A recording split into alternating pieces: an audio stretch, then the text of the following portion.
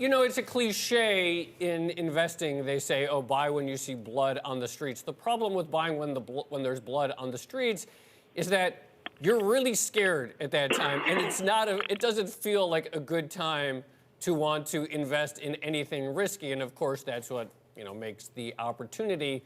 What would you look for as a sign that you want to put money to work in risk, whether that's on the credit side, the high yield side, equity side?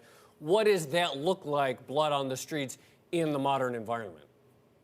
Sure. Well, Joe, that's a great question. And valuation, to me, is always an important indicator. But valuation is a poor timing tool. Right.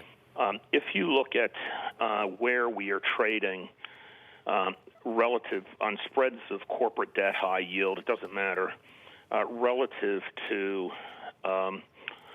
historical norms, that is, what the excess return on a corporate bond would be relative to U.S. Treasuries, we're already in the realm of being in the only about 10 to 15% of the time do bonds trade cheaper than we are today. So that's a pretty good, number for a long-term investor to be considering putting money out. Of course, the overshoot almost always happens, which we did get, right, in every recession, which I think we're in. So, it's probably a time to layer in that risk rather than to just wholesale jump in with both feet. The stock market, I'm a little more concerned about. I have us in a real bear scenario getting to down, 50 to 55% from the top. Wow. As we sit here today, we're down 30.